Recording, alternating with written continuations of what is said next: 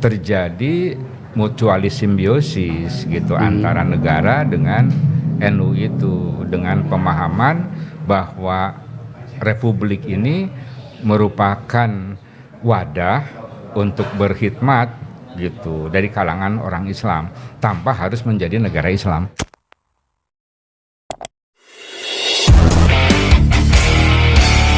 Pada tanggal 31 Januari tahun ini, sebuah ormas Islam terbesar di Indonesia, Nahdlatul Ulama atau NU, genap berusia 96 tahun. Tentu dengan usia seperti ini, NU sudah mengalami tumbuh kembang dengan dinamika di segala zaman. Nah, kali ini podcast Apa Kabar .news akan berbincang dengan Bapak Dr. Dedi Jamaluddin Malik, seorang pengamat komunitas Islam, akan mengupas lebih jauh mengenai Nahdlatul Ulama ini. Apa kabar Kang Dedi? Alhamdulillah baik. Masih di Istiqom? Masih. Masih tetap berkhidmat Istiqom ya? Tidak tergantikan sampai akhir hayat. Oke. Kang Dedi, pada tahun ini kan NU berusia 96 tahun. Berarti 4 tahun ke depan itu sudah 1 abad atau 100 tahun. Nah, dari sini Kang Dedi bisa melihat seperti apa ya secara umum NU ini? Ya, NU menjelang 1 abad ini akan tetap eksis dan berkembang. Kenapa? Karena secara politik NU itu sudah bagian dari keindonesiaan. NU menganggap Pancasila sebagai ideologi yang final. Sudah tidak ada persoalan lagi. Tidak ada persoalan lagi, tidak ada diskusi lagi, tidak ada perdebatan lagi. Udah beres. Beres itu. Nah, perjuangan NU dalam konteks NKRI itu menjaga Pancasila sebagai asas, sebagai common platform, sebagai wadah bersama untuk hidup toleran dan saling bekerja sama dengan agama apapun, dengan kelompok manapun, gitu. Nah, jadi secara politik NU itu menjadi penyangga republik ini. Yang kedua, secara kultural NU itu merupakan ormas yang dengan mudah diterima, tidak dicurigai, karena ekspresi keagamaan NU itu penuh dengan adaptasi budaya, gitu. Jadi misalnya mulai itu muludan, haulan, tahlilan, itu merupakan kegiatan keislaman yang rutin dan semua orang akan menghadapi itu. Dan semua yang menganggap Islam, baik Islam yang suka sholat maupun tidak, untuk urusan kelahiran, untuk urusan kematian gitu, pasti mereka melakukannya. Pasti butuh orang NU, kira-kira gitu. Jadi NU itu merupakan bagian terbesar umat ini gitu, karena ada kaidah di kalangan ahli fikih NU itu, al-adah al-muhakamah. Adat itu menjadi hukum, gitu. Jadi sepanjang perbuatan itu baik, tidak ada hukum yang pasti, tapi karena itu baik maka itu menjadi kebaikan. Gitu. Nah, aspek budaya itulah yang membuat NU itu fleksibel. NU itu eklektik, kata Gus Dur. Eklektik itu terbuka ya. Gitu, dengan kultur setempat gitu. Bahkan karena terbuka dengan kultur setempatnya itu, maka sebenarnya yang harus semakin dipertajam oleh NU itu ialah bagaimana pribumisasi Islam. Simbol-simbolnya, tapi substansinya ya tetap Islam.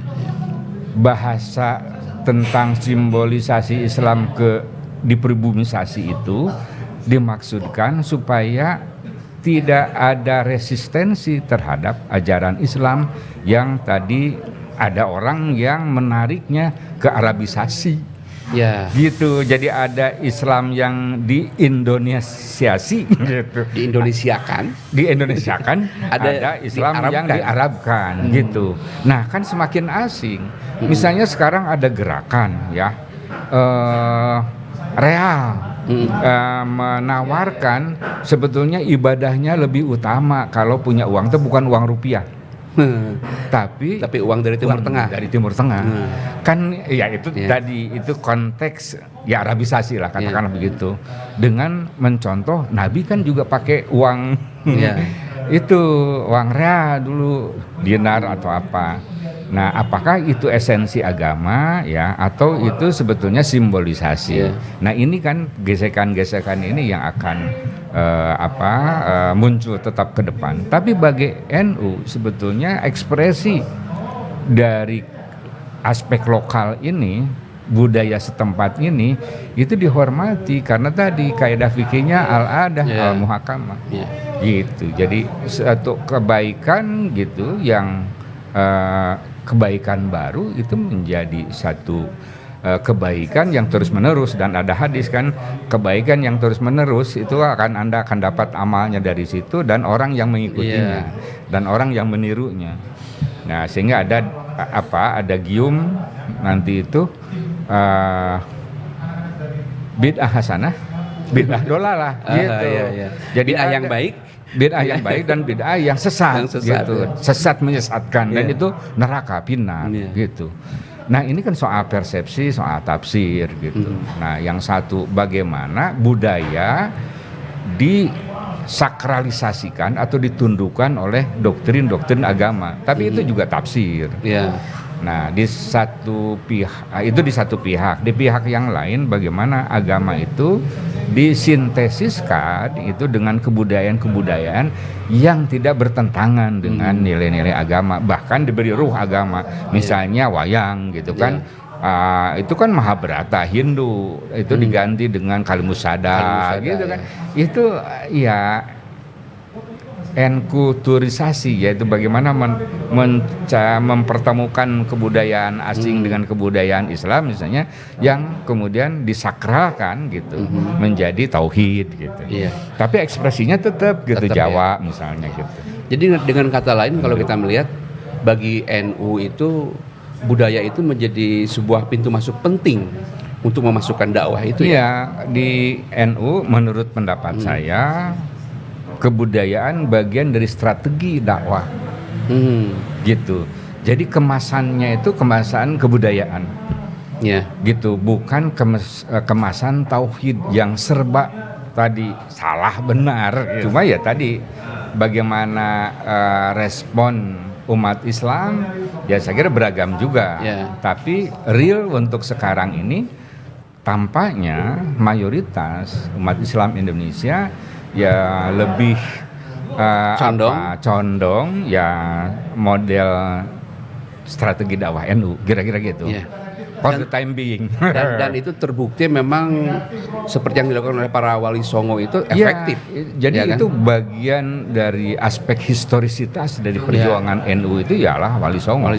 Jadi NU tidak bisa lepas dari strategi wali songo gitu. Dan itu merupakan rujukan yang dijadikan dalil-dalil institusional NU. Kang, dalam perkembangan usia yang sudah demikian ya cukup tua lah, 96 tahun dan menjelang 1 abad itu ya. Apa yang menjadi pekerjaan rumah besar bagi NU saat ini? Saya kira yang pertama itu masalah ekonomi. Jadi di dalam kehidupan pesantren itu pertimbangan-pertimbangan non profesional seperti murid, apakah dia ngasih iuran atau tidak, itu tidak secara saklek, secara manajerial ketat gitu. Tapi masih tadi ini kan ikhlas apa ya, kalau ada diterima, kalau nggak ada nggak apa-apa gitu. Ini masih ada yang sangat cair dengan manajemen dengan manajemen pesantren gitu. Nah, saya kira ini akan berimplikasi pada ya profesionalisme ke depan yang memang kualitas pendidikan itu perlu dijaga dengan guru-guru yang berkualitas gitu, dan kurikulum juga yang terus mengikuti perkembangan zaman gitu, termasuk bagaimana memberikan salary kepada guru-gurunya. Nah itu kan tantangan. Nah di samping itu apakah NU sampai ke depan itu masih tadi memang pesantren itu diperuntukkan untuk menjadi kiai-kiai misalnya, atau tadi bagaimana menjadi kiai tapi juga mandiri. Nah berarti kan harus disiapkan infrastruktur ekonomi gitu. Nah alhamdulillah sekarang melalui kekuasaan ini, misalnya katakanlah Pak Wapres ini punya komitmen terhadap pesantren-pesantren untuk melibatkan perusahaan-perusahaan memberikan CSR ke pesantren-pesantren dengan tadi membuat koperasi. Kalau tidak ada koperasi di pesantren sekarang, gimana supaya mereka belajar manajemen keuangan, belajar kejujuran, belajar tidak korupsi, kira-kira gitu. Ini menarik. Nah persoalannya nanti ke depan bagaimana gitu setelah kekuasaan berubah. Yang kedua itu soal pendidikan. Nah yang dimaksud adalah sekarang sudah mulai memang pesantren itu menggabungkan pendidikan umum dengan pendidikan pesantren. Nah supaya tadi ada kesinambungan, apakah dia mau ke S1 umum atau ke UIN misalnya, itu sudah ada. Hanya memang tidak secara keseluruhan sudah ideal. Maksud saya gini, sering terjadi di pesantren itu kan fokus sentra pada kiai sepuh gitu, kiai sepuh, pengasuhnya pengasuh yang tokoh gitu, karismatis ya gitu, karena dia punya tadi kekuatan ekonomi, punya ilmu yang tinggi gitu. Tetapi pada saat wafat misalnya kiai sepuh itu tidak sedikit yang tidak bisa melanjutkan.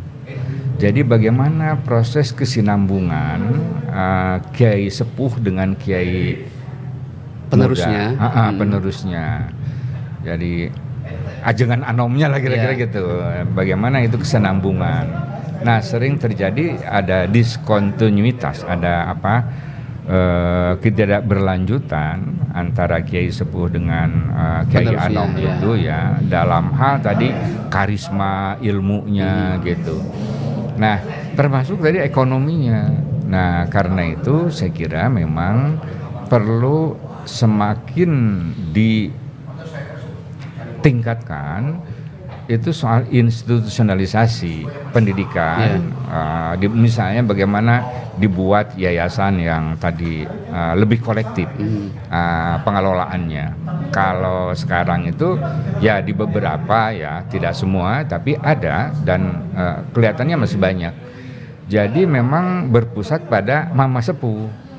Jadi ketika ditinggalkan itu ya tadi gimana melanjutkan. Tapi kalau ada yayasan kemudian misalnya sudah tercatat ini milik pribadi dan milik untuk yayasan gitu. Kalau tidak itu maka yang terjadi ya perpecahan di dalam antara putra, antara ini mudah gitu, potensial untuk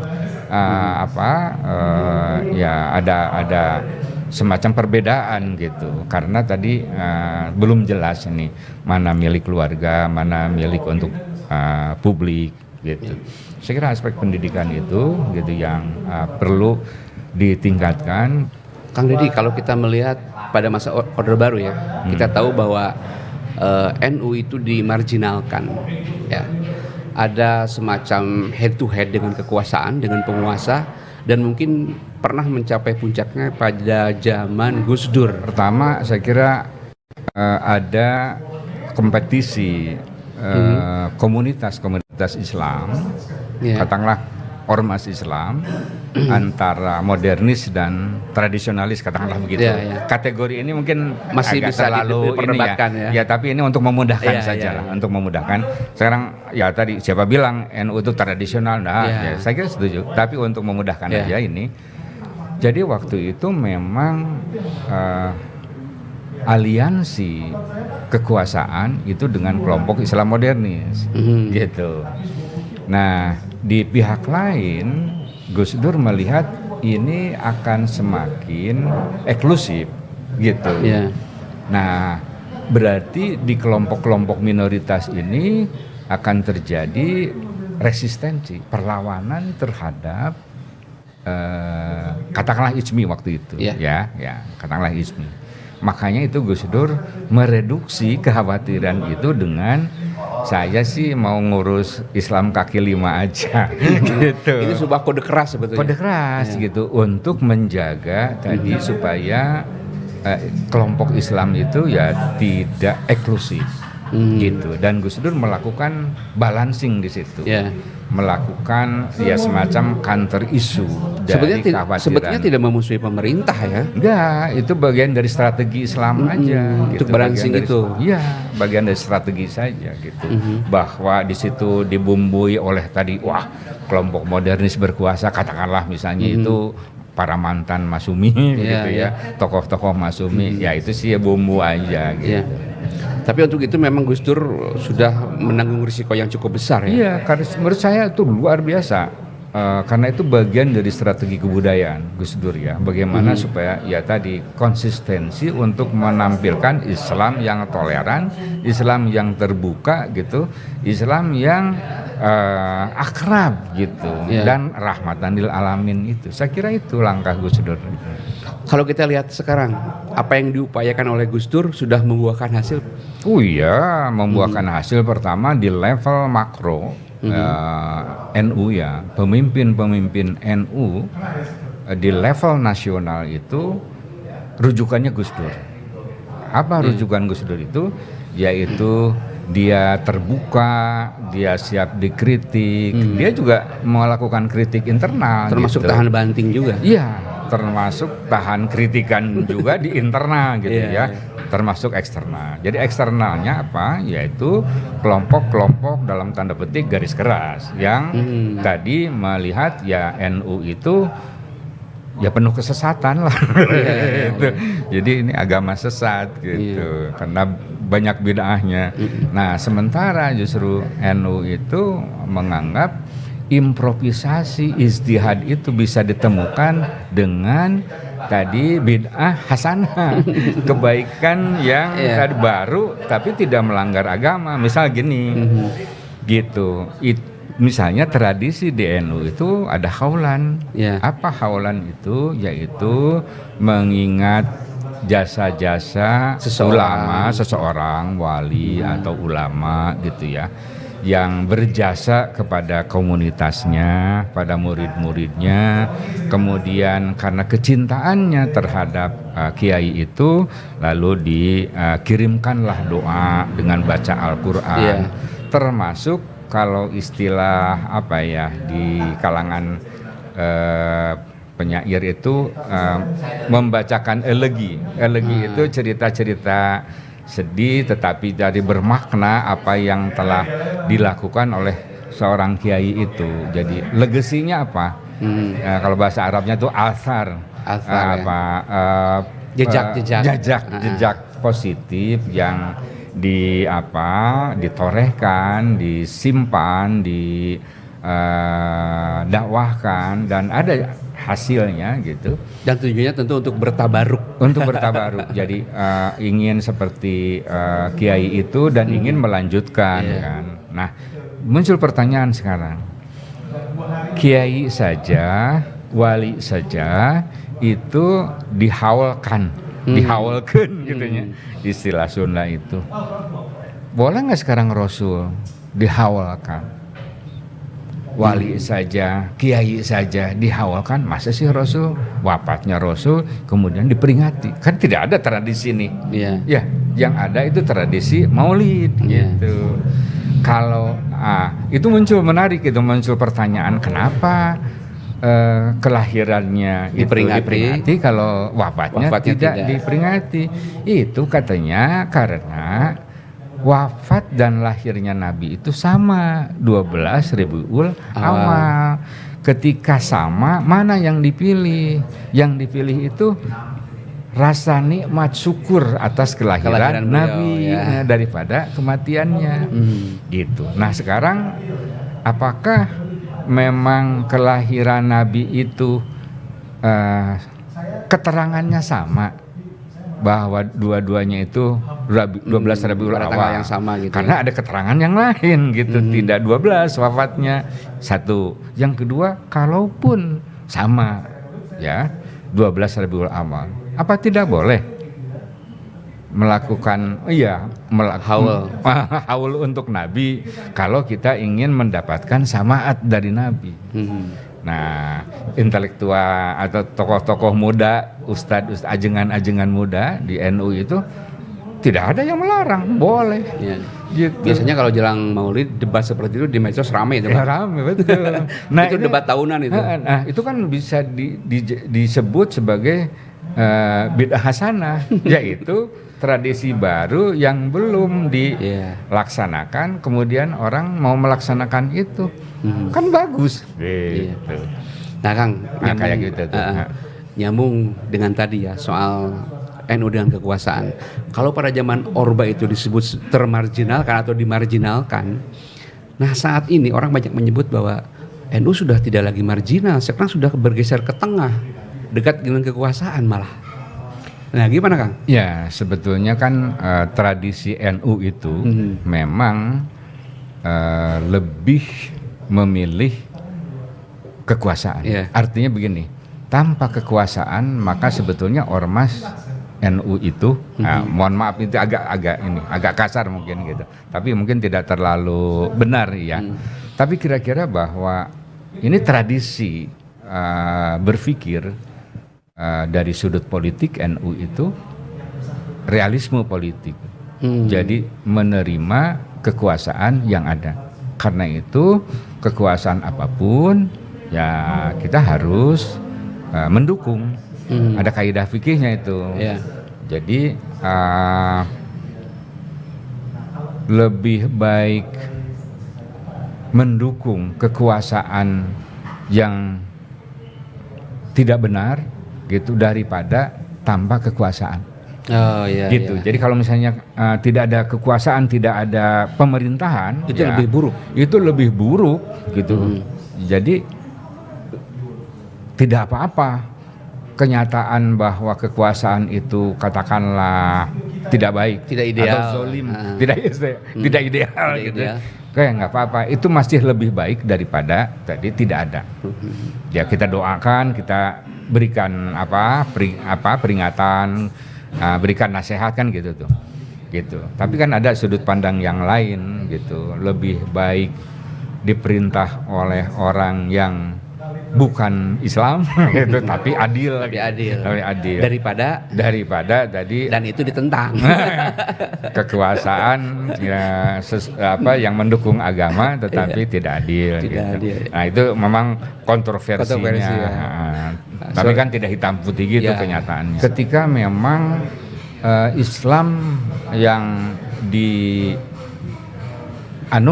gitu ya oleh orang-orang Islam yang dekat dengan NU itu ya kan secara ekonomi, secara politik itu kan termarginalkan karena kan lebih ke rural gitu, desa. Nah, jadi dekat dengan kekuasaan itu ya untuk memudahkan mobilitas vertikal, mobilitas ekonomi segala macam supaya ya kelompok-kelompok Islam itu ya mendapatkan kesempatan yang sama kira-kira gitu dalam soal akses kekuasaan. Dan saya kira NU telah memiliki itu dengan yang luar biasanya ya banyak kader di NU itu yang cukup pertanggungjawaban secara nasional. Iya. Wah, ini oke nih gitu. Kredibel gitu dari sudut ilmu, dari sudut akhlaknya gitu. Ya kayak misalnya kan ada generasi Mahfud MD, ada Hikam, ada siapa yang sekarang jadi dubes Tunisia gitu. Yeah, di Jawa Barat misalnya ada Asep Salahuddin gitu. Orang-orang yang cerdas gitu ya, yang tadi memberikan makna bagi perjalanan NU ke depan saya. Itu luar biasa. Ini ada garis merah gitu ya antara tadi apa yang diusahakan Gus Dur itu dengan satu gerakan Gus Durian yang ya sekarang lebih ekspresif lagi. Gitu, bahwa di dalamnya terjadi ya tadi ketegangan internal gitu. Ya memang biasalah di ormas itu ada garis keras, ada netral. Itu hal umum ya? Iya, hal umum lah gitu. Itu sih tinggal manajemen konfliknya yang harus pandai-pandai dan kelihatannya mulai dari Gus Dur, Said Agil Siroj, kemudian sekarang Yahya Stakuf, itu artinya manajemen konflik di NU itu berjalan lancar, gitu sesuai dengan tadi isyarat-isyarat zaman dan tantangan zaman dan kebutuhan zaman. Misalnya Anda bayangkan kalau pimpinan NU itu eksklusif, tidak sesuai dengan hitoh NU gitu, bukan ciri khas NU yang eksklusif itu, bukan corak NU. NU itu selalu eklektik gitu menghadapi masalah, lentur menyelesaikan masalah segala macam. Kira-kira sering ada guyon begini, ketika seorang murid menanyakan atau siapa saja menanyakan tentang dalil agama, maka si kiai itu mengatakan, nanya mau dalil yang mana? Itu ditawarkan. Ada semua dalilnya gitu. Tinggal pilih mana yang mau dipakai. Nah, itu kelenturan itu yang menarik ya. Gitu. Karena kan ya ada doktrin-doktrin Islam kan itu persepsi sebenarnya kan, tafsir gitu. Nah, kemudian ada kecenderungan psikologis orang. Gitu. Jadi orang mungkin yang agak keras, yang gimana mungkin lebih cocok ke FPI misalnya gitu, atau HTI misalnya gitu. Ya orang yang tadi kalau kultur Sunda, kultur Jawa gitu, ya tadi NU gitu, yang lebih moderat. Gitu. Kang Deddy ingin mengatakan bahwa kaderisasi di tubuh NU itu berjalan sebagaimana mestinya ya? Iya. Berjalan. Saya kira ada penyangga ketika Gus Dur itu meninggalkan umat NU gitu. Nah, binaan-binaan Gus Dur itu memang sudah ada gitu. Dan apalagi diinstitusionalisasi secara tidak sengaja itu dengan kelompok Gus Durian itu. Itu sekolahnya itu wah luar biasa, kemana-mana gitu, ada yang agama, ada yang non agama. Dan menurut saya ini orang-orang yang cerdas, terbuka gitu, lalu penelusuran intellectual exercise-nya. Jadi kitab apapun, buku apapun, wah itu digasak lah gitu. Ya itu gimana sosok Gus Dur yang mengantarkan NU gitu dari desa ke kota, dari rural ke urban, ke kosmopolit, itu kan Gus Dur. Bagaimana Gus Dur bisa ngomong gitu di Kompas, di Paramadina gitu, ngomong dengan para pastor gitu, ngomong dengan orang-orang Tionghoa, kan dasar. Dasar bagi NU itu jalan terbuka ya, bahwa NU itu sebenarnya lebih modern daripada ormas yang lain sebetulnya ya, sebenarnya dengan sosok Gus Dur itu. Nah Kang, kalau kita melihat ya misalnya Said Agil Siroj, terus kemudian Gus Yahya Stakuf, kita melihat itu sebetulnya orang-orang yang berada di bawah binaan langsung Gus Dur ya, hasil kaderisasi Gus Dur ya. Iya, karena semua sempat di momen-momen tertentu sangat dekat. Yahya Stakuf itu kan jadi asisten ya sekretaris pribadi lah ketika gitu ya. Ketika beliau jadi presiden kan. Pak Said Agil itu ya di Mesir itu ya tadi ngobrolnya intens dengan Gus Dur itu gitu. Dan Gus Dur menangkap nih orang yang punya potensi secara intelektual liar dia dalam tanda petik gitu ya. Dan Gus Dur suka yang melakukan improvisasi intelektual gitu untuk menunjukkan bahwa ialah inilah NU yang terbuka, yang toleran gitu, dasar itu. Nah, sehingga saya melihat kecenderungan sekarang itu di kalangan NU untuk pemimpin nasional itu kayak Said Agil, Gus Dur, Said Agil itu Yahya Stakuf, gitu. Yahya Stakuf itu kan UGM gitu ya. Bukan jurusan agama, ya tentu dia karena putra kiai ya tentu dia ngaji gitu dan sangat terbuka gitu.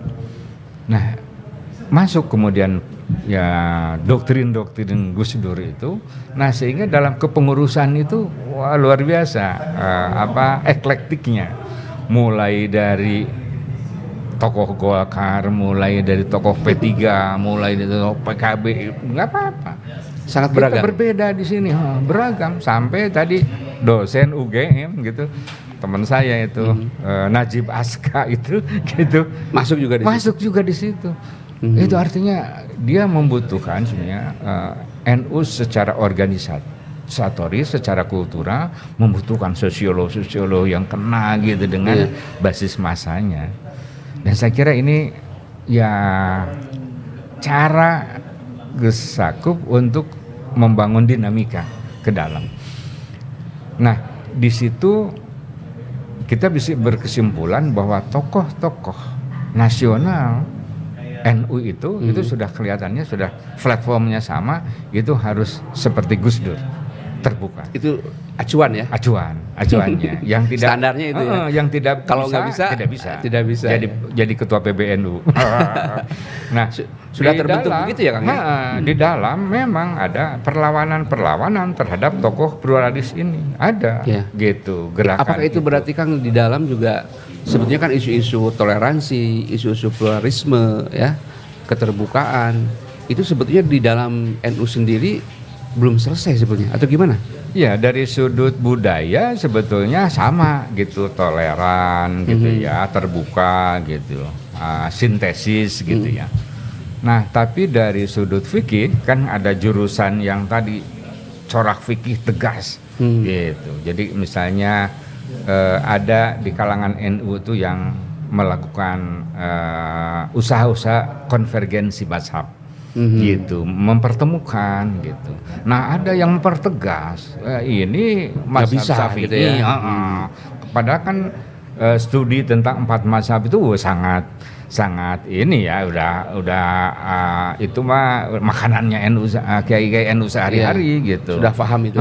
Termasuk tadi Ahlul Bait, termasuk ya tadi diskusi soal Ahmadiyah, biasalah itu gitu. Tapi ada orang yang awas kita ini kan tadi mazhabnya Syafi'i begini. Nah, di Syafi'i sendiri kan ada kaul jadid, ada kaul qadim. Gitu. Ya fikih itu kan dinamis gitu. Nah, tapi ada orang yang tetap membentengi diri itu dengan tadi stereotip yang tadi yang eksklusif, seperti tadi misalnya boleh nggak bikin hawa nabi, kata sebagian orang yang moderat ya boleh, tidak ada hukumnya kok. Ya kan tidak ada yang mengharamkan, selama tidak ada dalil yang mengharamkan ya boleh. Tapi bagi ini itu nanti ciri haula, nanti cucu nabi nanti kok gitu, tuh awas itu. Kan ada yang seperti itu.